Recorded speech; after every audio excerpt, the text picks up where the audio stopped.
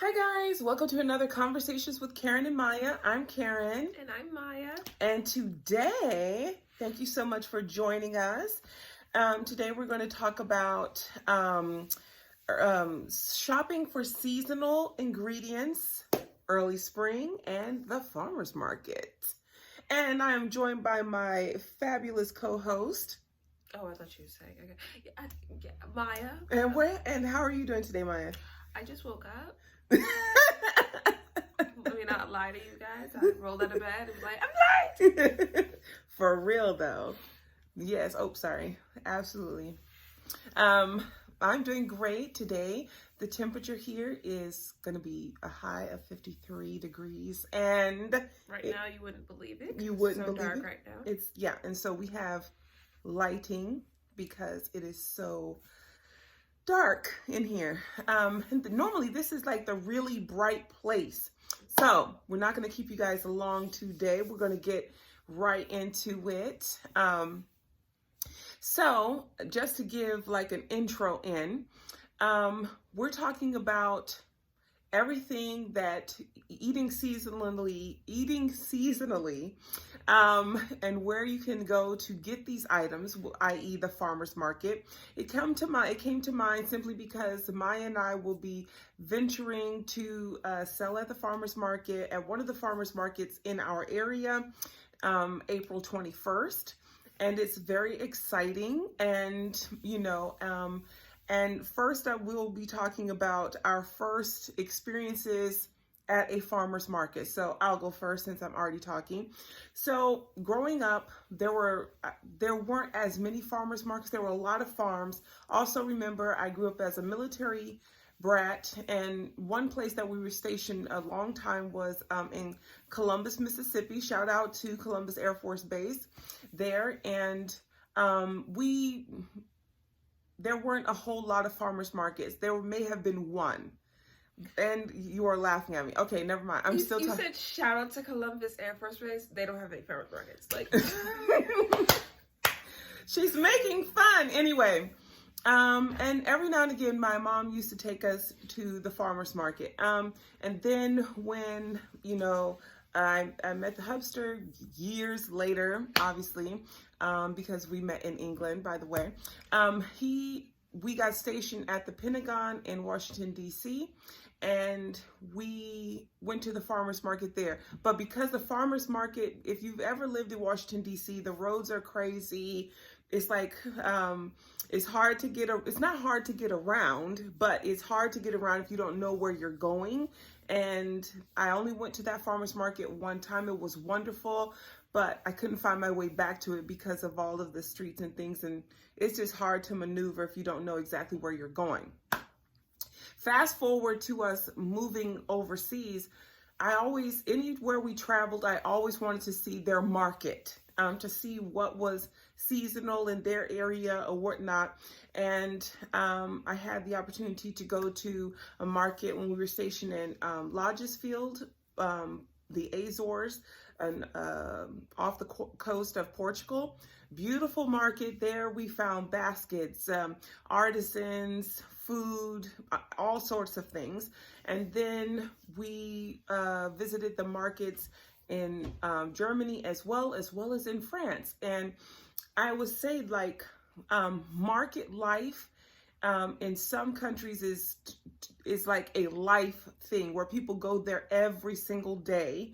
And most of the time, like when we lived overseas, the markets were part of the village, so people could walk to their markets, and so I would say that was the main difference, being over there and coming back here, is that the market there was, you could just walk to, get what you needed and go home. And then here you're traveling back and forth. That was my first experience at the market, meeting artisans. So you found different things, and then you saw all of the food that was available, all the veggies and herbs and things that were available during that time of the year. What's your first memory of the farmer's market? I was young when we were abroad, so I will probably say that it was in one country when it was in the other, and she will probably correct me. But I do remember, so they would have like the actual market, and then you could go in different times of the year. Um, and so there was one farmers market that we went to most often, and I believe we walked there, but I might be wrong. But it was like a little like she lived next to like a farm, and she sold a bunch of different things, and before she sold it I didn't know how some of the stuff grew, and she would just like hold it out and then she would explain, and mom was speaking German to her and she was speaking German back, and we didn't know as much German. And so it was like kind of a learning experience, but mom wanted to go there so that we would be going to like the German market. So we would be leaving the base and buying stuff. And mom still talks about this lady today. Well, I'll say this. Thank you for reminding me that that was, if I had to say I had a wonderful experience, that market, they became like family. We knew them every week, and they knew when we came in. Most of the time we would ride there on bicycles and have baskets, and so we would fill up our baskets and everything, and they would help us. They knew exactly what we were coming to get all the time. I used to get a whole bag filled with apples, and literally they lived inside. I don't know if you've ever been to Germany. There are houses that are together and they're like family little, not, I don't want to say compounds, but there's like sometimes 3 houses together, and they're facing one another inside of a little parking area, and they're all related. Like it's the grandmother, grandparents on one side, parents on the other, and then the adult children who all help on the farm.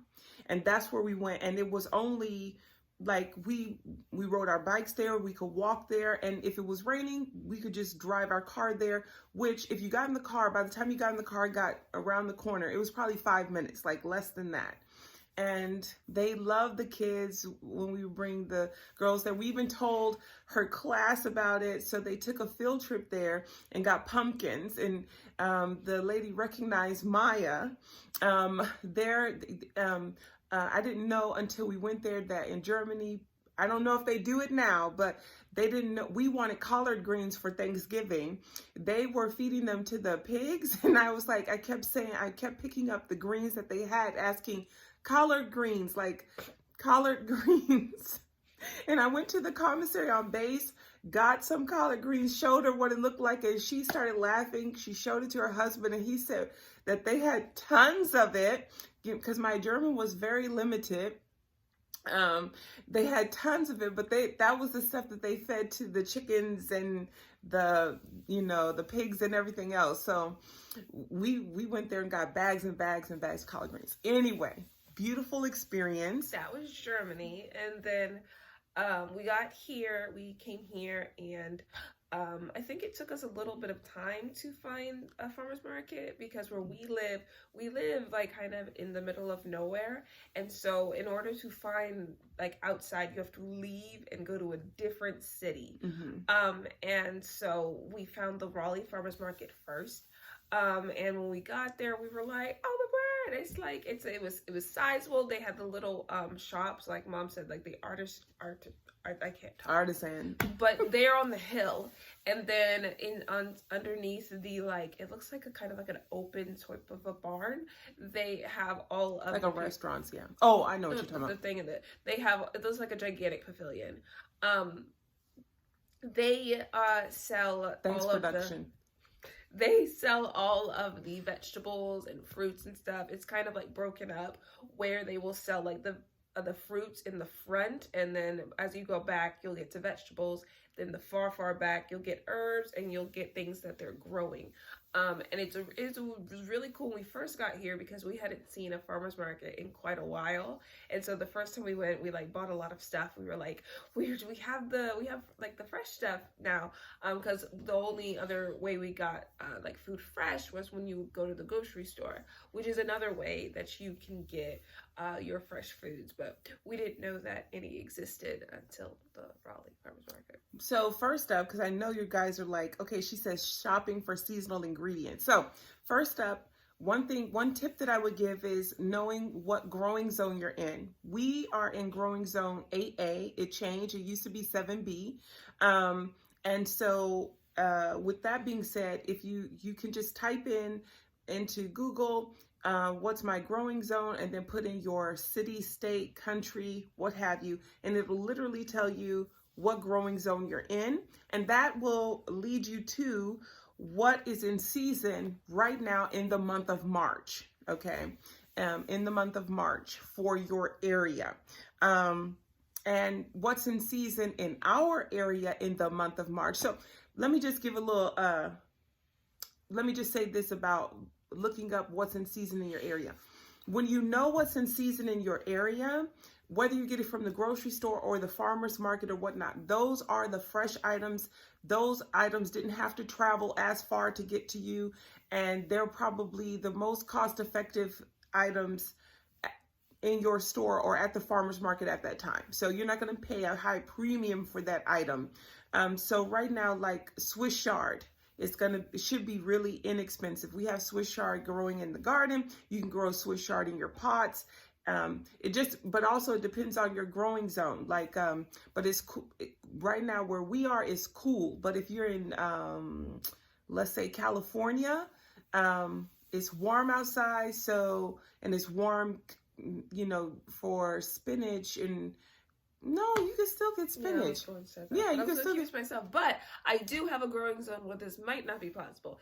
If you live in like a cold state and then you live like in the mountain range, you might not have you might not have the same season. It'll grow, just not in the season that you're currently in. So if you look up on Google right now, what grows in March, that is kind of like a generalization of the stuff that grows in a bunch of states in the month of March. But if you live in like a cold place that will experience a cold snap, you might not have, like, you'll have the Swiss chard, but you might not get your broccoli, or might not get you can get broccoli in cold, like in the cold. So broccoli I love how we're like just trying to talk this out. Broccoli, cauliflower, Swiss chard, arugula, spinach. They like the cold. They like the cold. Turnip greens, collard greens, kale, mustard green, all your brassicas, all of those things you can grow now. Well, here you're quickly running out of time because it's getting warmer. But if you're in a cooler place like zone 7A, 7B, you could get those things in the ground, or 6A, 6B, 5. You're great. You're good to go. And then. Is there any fruit in season? Any fruit here? I don't really think there's anything fruit-wise. I know strawberries will be in May, and followed by blueberries, blackberries, then peaches. But right now, this thing. Yeah, orange, but yeah. It's mostly stuff that carried over from fall that they still have in reserve. Right. So like, they'll keep having like, well, I guess they kind of just like phased out a little bit, but like oranges, they have them in surplus, and then they kind of get rid of all of their stores by the time. But that depends on where the oranges came from too. True. Yeah, because the oranges probably came from someplace else. So, but, and then I want to say this. Ask yourself, is it cost effective to go to the farmer's market, or is it more cost effective to shop at your local grocery stores and know what's in season? I know there's people who are living in what are termed as food deserts, so there may not be sufficient grocery stores around you, and you may also not have a farmer's market near you either, because I know where we are, the farmer's market only happens in the summer months, so only June, July, and the beginning of August. But as Maya said, we travel it's 2 hours. Still like over an hour away. Like I wanted to say that. No. There's one here in town, but it only happens during the summer. And it's local growers here, only happens in the summertime. I've But never been to this guy. yeah, I've seen it one time. It's only Oh, they have like a banner, and it doesn't. It doesn't. It's not like a thing you can go to every week. no, it is. It's the either summer? Wednesday or Saturday. But because it's not specified, and I've seen where it is, but I always miss the day. Because there's no sign year round to give you any direction or whatnot. But yeah, so I will say I want to be aware that not everybody has access to the farmers market, and also every area does not have adequate grocery stores or whatnot. Because I don't want to assume that everybody has access like that. But if you do have access, or if you can we used to carpool with friends who wanted to go to the farmer's market, because like Maya said, that farmer's market that we would go to when we found it is an hour away from us.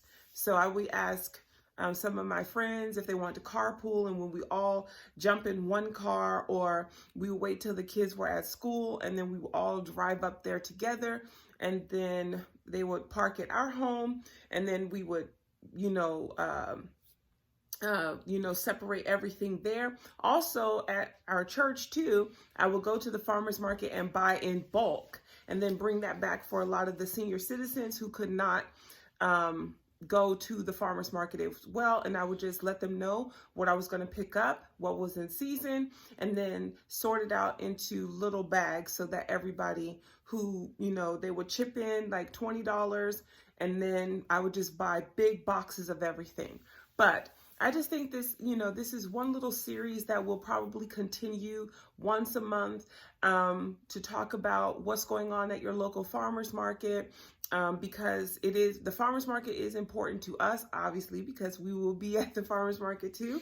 So we want to let you know all of the wonderful things that can be accessed through farmers markets, as well as, what you can expect to see at your local grocery store, and what will save you a coin in your pocket when you have from your grocery bill.